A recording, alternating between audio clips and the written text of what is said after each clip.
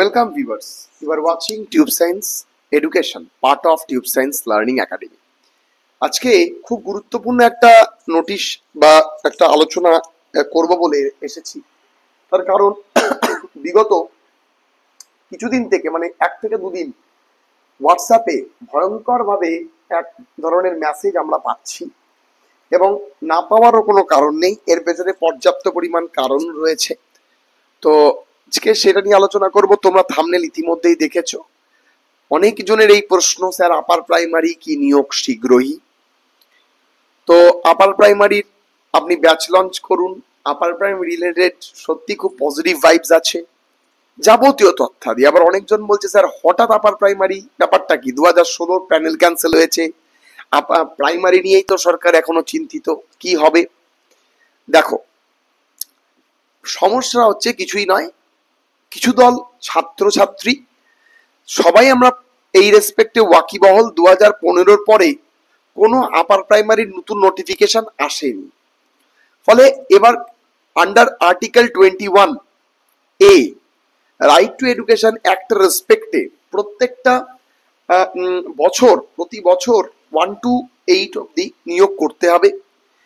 Upper primary নিয়োগ মানে TET পরীক্ষা নিতে হবে। তো সেইটা তো বহুদিন ধরেই আমাদের রাজ্যে উধাও। তো সেই জন্যই এবার যেহেতু ইতিমধ্যেই 2015 সালে নিয়োগটা সম্পন্ন হয়েছে, নতুন নিয়োগ যদি নেওয়া যায় 2026 সালে ইলেকশন নেওয়া যেতে পারে। সেই জন্যই কিছু দল ছাত্র যে আদালতে একটা তোমার হচ্ছে আপার প্রাইমারি রিলেটেড একটা বলা যেতে পারে তারা একটা কেস করে যে upper primary new notification related, এবং সেই কেসের হিয়ারিং হয় সৌগত ভট্টাচার্যের বেঞ্চে। সৌগত ভট্টাচার্য তিনি কিন্তু বলা যেতে পারে এসএসসির উকিল, মানে বলা যেতে পারে সরকারি উকিলকে একবারে বিপাকে ফেলে দেয় এবং তিনি বলেন যে আপার প্রাইমারি কেন নিয়োগ হলো না, একটার সঙ্গে তো একটা কোনো রিলেশন নেই। তিনি বারবার প্রশ্ন করতে থাকেন ওয়াই, কেন হলো না। তো তিনি যখন সবকিছু জেনে নিলেন এবং জেনে টেনে নিয়ে তিনি কিন্তু একবারে স্কুল সার্ভিস কমিশনকে, এসএসসি কে বা সরকারকে 3 সপ্তাহের মধ্যে উইদিন 3 উইক তিনি বললেন হলফনামা দেবে যে আপনারা কবে নাগাদ পরবর্তী আপার প্রাইমারি টেট নেবেন সেইটা বিস্তারিতভাবে জানাবেন। তো সেই জন্যই এত চর্চা এবং 3 সপ্তাহের মধ্যে চেয়েছে। তো বছরের শেষে তাই নিয়ে একটা প্রশ্নচিহ্ন উঠছে, স্যার তাহলে কি বছরের শেষে প্রাইমারি নিয়োগ সম্ভব, মানে আপার প্রাইমারি নিয়োগ সম্ভব?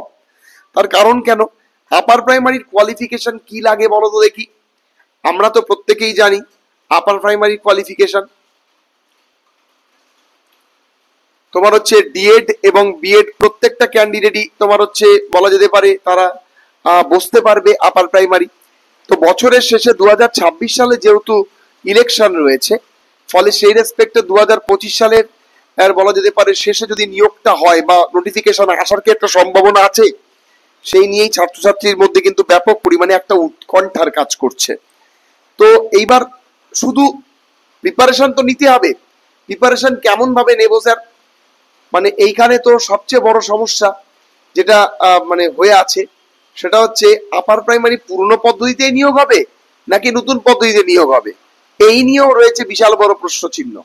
এবার আমি একটা কথা বলি, পুরনো পদ্ধতি বলতে আগে যেমন টেট হতো তার সাথে ইন্টারভিউ হতো সেটা হবে, নাকি স্যার যেভাবে সাঁওতালি মিডিয়ামের হলো টেট প্লাস মেন তারপর আর ইন্টারভিউ সেখানে ছিল না, কোনটা হবে?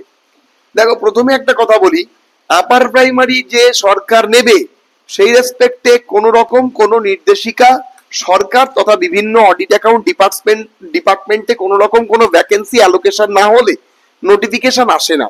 সবচেয়ে বড় সমস্যা যেটা সেটা হচ্ছে ওবিসি সার্টিফিকেট ক্লারিফিকেশন কেসে জন্য সমস্ত নতুন নিয়োগ বন্ধ রয়েছে। তো ফলে ওবিসি মামলার পরবর্তী হিয়ারিং আছে জুলাই মাসে, এবং যদি সেটা উঠতে উঠতে অগাস্ট হয় তারপরে কতদিন ধরে সে মামলা চলবে সত্যি বলা বড় মুশকিল। এবার তারপরে 2026 সালে উকি দিচ্ছে আমাদের বিধানসভা ভোট, ঠিক আছে? এবার যদি তোমরা পড়াশোনাও করতে চাও, আমার মনে হয় লাস্ট যে পরীক্ষার প্যাটার্ন সেটা তোমাকে ফলো অফ করে এগোতে হবে, যে সেখানে টেট হবে এবং তার সঙ্গে 3টে সাবজেক্ট তোমার যে পাস কোর্স কম্বিনেশন ছিল সেটাকে মেন পরীক্ষা দিতে হবে। এবার তোমরা বলতে পারো স্যার এটা তো খুব আশ্চর্যজনক ব্যাপার, কিন্তু দেখো এর মধ্যে আশ্চর্যজনকের কিচ্ছু নেই। তার কারণ কেন, সাঁওতালি মিডিয়ামে তারা অলরেডি একবার পরীক্ষা নিয়েছে। তারা যদি কোনো রকম কোনো গেজেট নোটিফিকেশন না করে তাহলে কিন্তু একথা নিশ্চিত যারা সাঁওতালি মিডিয়ামের প্রসেসেই হবে। কিন্তু যেটুকু আমরা খবর নিয়ে দেখেছি যে এই যে মেন যে পরীক্ষাটাতে পাস কোর্স সাবজেক্ট কম্বিনেশনকে গ্রাজুয়েশনের মতো করে তারা রেখেছে, সেইখানে একটু শিথিল করে 10+2 লেভেলে রাখার একটা সম্ভাবনা কিন্তু থাকতে পারে, বা আমরা শুনতে পেয়েছি, মানে বলে না কানাঘুষো শুনতে পেয়েছি। তো ফলে সেই জন্য একটা নতুন গেজেট নোটিফিকেশন আসার কিন্তু একটা প্রবল সম্ভাবনা আছে। এবং কেমন ভাবে পরীক্ষা হবে পরবর্তী আপার প্রাইমারি সেটা নিয়েও কিন্তু সরকারের একটা বিশাল বড় প্রশ্ন চিহ্ন রয়েছে। কিন্তু বর্তমান পরিস্থিতিতে সরকার 2016 বলা যেতে পারে যে 9 to 12 এর নিয়োগ নিয়ে যে ভাবে পাজলিং এর মধ্যে রয়েছে, তারপরে আবার ওবিসি সার্টিফিকেট ক্যান্সেলেশনের যে বলা যেতে পারে বাধা, সেই দিক দিয়ে আদৌ নিয়োগ কতটুকু সম্ভব এই জায়গায় দাঁড়িয়ে বলা সম্ভব নয়। তবে আমরা প্রত্যেকেই অপেক্ষা করব যে আপার প্রাইমারি সংক্রান্ত রাজ্য সরকার তথা স্কুল সার্ভিস কমিশন কি বলছেন হাইকোর্টকে, সেটা যদি আমরা জানতে পারি বা সেটা যদি তারা সদুত্তর দেয় উইদিন 3 উইকস, তাহলে কিন্তু আমরা অনেকটাই বুঝতে পারবো যে কি হতে চলেছে। তবে আমি যেটুকু আমার বিভিন্ন সোর্সের মাধ্যমে খোঁজ খবর নিয়েছি, সেখানে আপার প্রাইমারি নিয়োগ সংক্রান্ত কোনো রকম কোনো তথ্য এখনো অব্দি পেয়ে উঠিনি। যদি পাই তো ডেফিনেটলি আপনাদেরকে আমি ভিডিওর মাধ্যমে জানাবো।